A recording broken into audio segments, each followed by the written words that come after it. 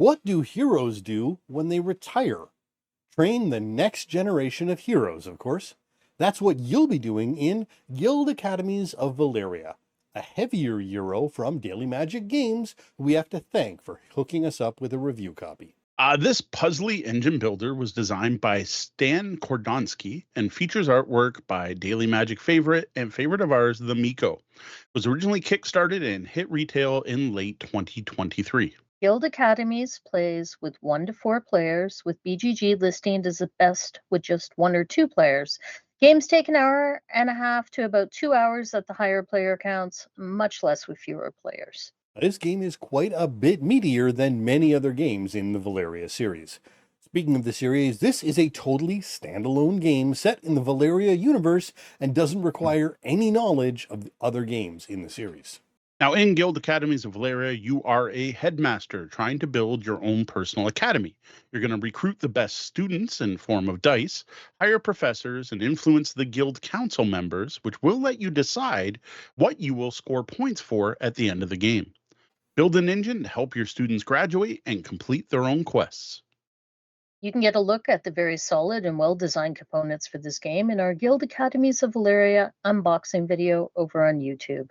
You'll see it includes a rather large board, lots of custom dice, plenty of cardboard, and the great iconography that we've grown to expect from the Valeria series. The only improvement we can think of, which fits in well with tonight's episode, is that we would have liked to have included some form of box insert, though this is a game where baggies do a pretty good job. With that, let's move on to a high overview of play. So each round, new students arrive at the city docks. There are 4 docks, each of which is tied to different actions. The number of dice that show up at each dock is based on the player count plus 1. Each player gets 3 stewards, which they send to the docks to meet students. Each player can only place 1 steward per dock. When a steward is placed, you get to draft one of the dice, aka a student, from that spot, and then either earn gold or take that dock's action. When taking gold, the player just subtracts the die's value from 8 and gets that much gold. When taking the dock's actions, the cost is equal to the value of the die. So if you pick a 2, you got to pay 2 gold. If you pick a 6, you got to pay 6 gold.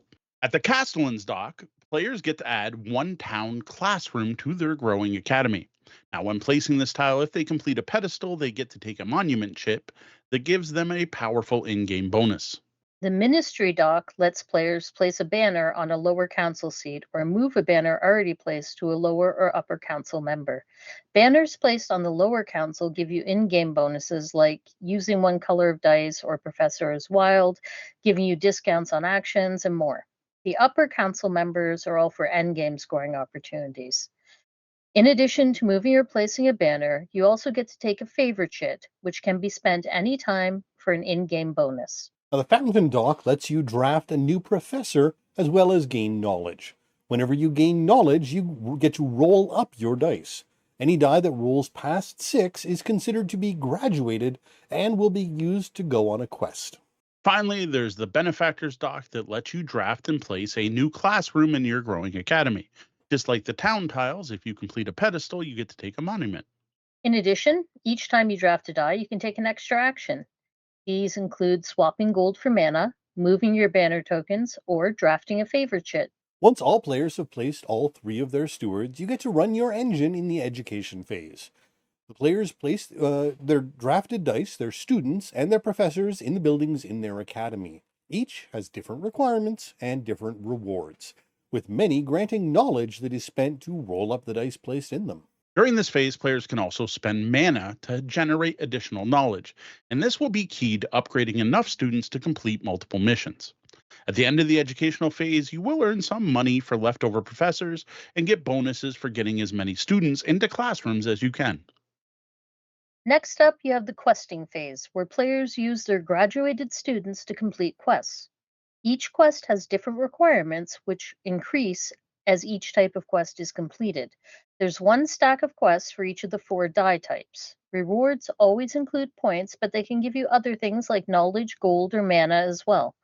Completing quests will also earn you purple buildings, which are placed into your academy as normal and can earn monuments, but don't have room for students or professors. Instead, those purple buildings give you endgame points. At the end of the round, there's a cleanup phase where you rotate all of the in-game markets, players take back their stewards, and new dice are placed at the dock. At the end of the fourth round, this phase is skipped and everyone calculates their final score. While some points are earned in-game for completing quests and activating some classrooms, a lot of the points in Guild Academies of Valeria come from end-game scoring. Now, a chunk of these will come from those purple buildings you built, but more will come from which upper council members you have your banner on. Now, these points come from basically how your academy is laid out and possibly what professors you've collected. The thing you want to note here is that the players themselves get to basically choose what they want to score as they choose which purple buildings that they want to build and which council members their banners will end up on. Now, what first caught me about Guild Academies of Valeria is the theme. It not only fits in well with the entire Valeria series, like in a way, it's kind of like the game you play at the end of all the other games, right? After you've gone on quests and card kingdoms and you fought through the siege of Valeria and you've defeated the Shadow Kingdoms. I just like the fact that this kind of wraps it up. And I do dig the theme of building a fantasy school, an adventurer's guild. It's a neat theme, and the spots you build as you develop your school in the surrounding village are they're like cute, amusing. They tie into the theming really nicely. Yeah, I was really taken by the theme of this one right from the Kickstarter, which we discussed when it was happening during one of our brunch shows back in the day. The wonder of the Valeria world is the options it allows, which all fit within this world, and with the themes and the iconography you already know, but in new ways, while still thankfully being standalone games that you don't need to know anything else for. And I really like how mechanically straightforward the game is, right? Like each turn, you're going to take 3 out of 4 possible actions, as well as maybe a few of those bonus actions. And you're only going to get to do this 4 times. So that means your entire game, you're only going to get 12 actions. And none of these individual actions are complicated at all. It's basically, in most cases, just drafting a tile or taking a professor off the board, taking something off the board and putting it into your growing school. But figuring out what to do when and how much you can afford to pay it for is where the fun comes in. This feels like a big action optimization resource management puzzle that you're trying to solve. And I love that about the game. Yeah, this is definitely one of those games where you're trying to eke out as much as possible from every one of your limited turns. Yeah, and add to that, you've got the tiling problem of laying out your school. There really is a lot to sink your teeth into in this game. Now, like many of the games in the series, part of what makes Guilds of Academies of Valeria easy to learn and makes the rules pretty easy to remember. Like I find I don't even really need to reference the rule book every time I go to teach this one, is way the mechanics tie in well with the theme. Like you just think of the way the game flows. You're sending your stewards down to the docks to recruit the best students who are coming off the boats. And then when you're going back to your academy, you're stopping off on the way through town to make some improvements and to hire some contractors to build some stuff. And then sending everyone to class to different buildings and having the students graduate and complete quests. Like the flow here makes sense and makes the mechanics memorable. Yes, you got it. I love that. The way that the mechanics and the gameplay theming just tie in, and it matters. It's not just pasted on. Yeah, even the dice, you're going to pay more if you want to try and recruit those better students, which Yeah. are the higher dice, or if you want to, grab the cheap ones, you're you're going to have to teach them more Yep. to get there. So like so many of the newer, more meaty Valeria games, you get a familiarity with guilds and icons, but so much more and new things to do with them. It's not a simple progress from one game to another in the Valeria series by any means, but the more of them you play, the more familiar all of them seem. Yeah, at first I wasn't sure how I felt about like a Valeria universe. Like this is another Valeria game. It's very different from other Valeria games. People were even confused. There's some confusion as to whether it was an expansion for existing Hmm. Valeria content, all of that. But I am finding that I like having a cohesive Valeria universe and the continuity between the guilds and the icons. And it means that if you've played the previous Valeria games, you just bypass learning what some things mean, and there's a nice sense of familiarity. Yeah, like you instantly know that that blue triangle is mana that's probably used to mitigate dice rolls, right? Because that's kind of what it's done in all the games. And the gold coin is going to be gold, and you're going to have to spend gold to get cards. Yep, that's pretty much what you're doing here, though it's also tiles. So, like, yeah, I totally get that. Now, I will say, Daily Magic has been listening. So their latest game, which we did a preview of, Castellans of Valeria, is no longer called Castellans of Valeria. It is now just Castellans, and there is a logo on it that says a Valeria Universe game. So that is something they have changed to kind of remove that brand confusion. Because yes, this is a completely standalone game. Don't need to know any other Valeria games, but yes, it does help. Now, I got to say, all of this, though, is not all roses, right? Because this is a dice driven worker placement game. And it's almost a card game. Like you're using tiles, but you are drawing things from decks. There are lots of decks of tiles in this game. There are the purple buildings, there's the gray buildings, there's the green buildings, there's the monuments, and then there are the bonus chits. Those are all randomized. This means that even if you come up with the perfect plan, the perfect system where you're just going to go for these 3 favorite tiles at the end of the game, these 3 council members, and all I'm going to do is build my academy so that works, it's likely something's going to mess with that.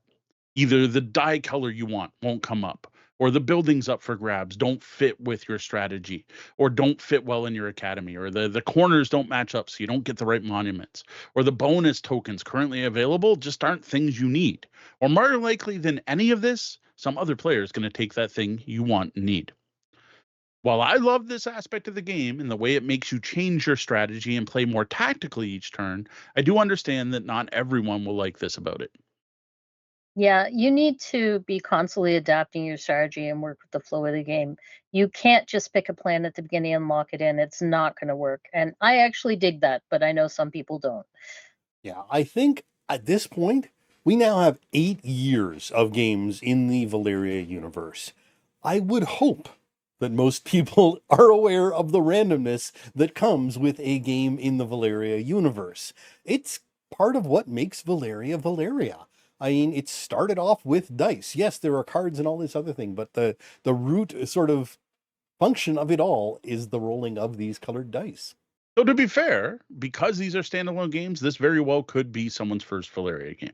Now, the other issue this system causes is to give experienced players a pretty significant advantage over new players. System mastery matters here, especially knowing what classroom tiles there are in the different piles and what endgame scoring opportunities exist. If you are playing with someone who cares about winning, you're going to want to hand them the rule book and let them read the reference for all of the purple buildings and all of the upper council members before you start playing. Because knowing what council member bonuses work with different strategies and knowing the various ways you can score points during endgame is key to winning.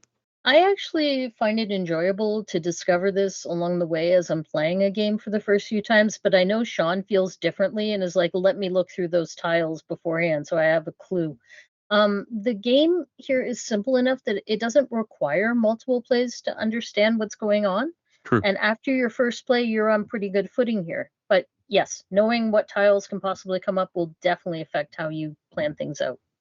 Well, and I think part of it for me is a lot of times when I play with you guys have already had a first couple of plays and have the advantage of knowing a bit more. And that's where I feel like I need that sort of bonus to level the playing field a bit. This is something that happens a lot in a lot of these more meaty games. It happened in Marrakesh as well, when you've got those random markets. Knowing when to dive for cards or what might come up or what's already gone by and is out of, not an option anymore. There's just no way to really avoid learning more as you play and being able to take advantage of that knowledge of what's in the markets. One of the things I realized kind of I feel like we're making it sound heavier than it is. And as Deanna said, actually, that first play, you're going to get it. Probably by round 2, you're going to get it. It's meatier than most Valeria games, but we're not talking about a big, heavy 3-hour Euro here. This is a pretty quick playing game. 90-minute playtime is about right, and you only get 4 turns. And the actions, like there are 4 actions in the game, and you're going to do 3 out of 4 every turn. So I don't want people to get the feeling this big, heavy, meaty game that you need to study for. It's not that. This definitely doesn't fit in our category of games that feel like work, for example. Overall, I really dig Guild Academies of Valeria. It's very tight and it's a rewarding experience, and it feels like one of those big games I was just talking about, but it's not. I love that feeling of building out my academy, and then at the end of the game, comparing it to the other players, and even doing the walk around, like looking at the names of the buildings and what they are. And there's some amusing things, like you can go learn quite a bit from the tavern, and you don't need a teacher there, but there's a downfall to learning at the tavern instead of going to class. Like the fact that's thematically in there just by the art and names on cards. This is an engine builder where running the engine is quite fun, and I love the puzzle of trying to optimize my moves. Only getting 12 actions means you have to make them count. Yeah, one thing I really enjoyed about this one, compared to Castellans of Valeria, was less need for the reference sheets. You're always going to need to check out things now and then, but unlike the cards in Castellans, I never felt like I needed to check that reference sheet every single turn. Mhm. Yeah, everything here just felt clear and easy to understand. Like, if I remember correctly, when we were playing this, we never had to go online and look up an errata. Nope. You know, again, the iconography is clear. It's easy to understand. It's consistent with the other Valeria games, which makes picking things up pretty seamless. If you dig engine building games, you should pick this up. Like, honestly, I think if you like engine builders, this is a really solid one. You're going to like Guild Academies of Valeria. It's a solid addition to the genre, and I think people are really going to dig that unique theme, that progression of the students and building an academy. It features a lot of different Euro game aspects. Like, it's not just dice-based worker placement. There's some set collection with the different guilds. There's dice manipulation. There's managing your resources of mana and money. Man, money can be tight in this game. And then there's even contract fulfillment, because that's actually how the quests really work, is you're just trying to make sets of dice of the right colors to score them. It just happens those dice represent stew notes. These are all things that most Eurogame fans should really enjoy. I think fans of Valeria series in general should pick this up as well. I found it felt like an end cap to the previous games. A kind of a, now that you've experienced all that Valeria has to offer, it's time to retire in style by building an academy. Yeah. Though do note there have been and will be future Valeria games coming out, so this isn't an end of the line game at all. For example, Castellans of Valeria, which we have previewed in the past, is a newer game than this game. As for everyone else, I suggest giving this game a try if you can. Unless you're only into cooperative games, or you hate direct competition, or hate drafting, or only play party games, I think there will be something here you'll like. And with that, it's time to retire this review. Now that you've all graduated, it's time for your final test, and that's to leave a comment wherever you found this review and tell us what your favorite Valeria game is. If you want to chat Valeria or other games, I invite you to join our Discord at discord.tabletopbellhop.com.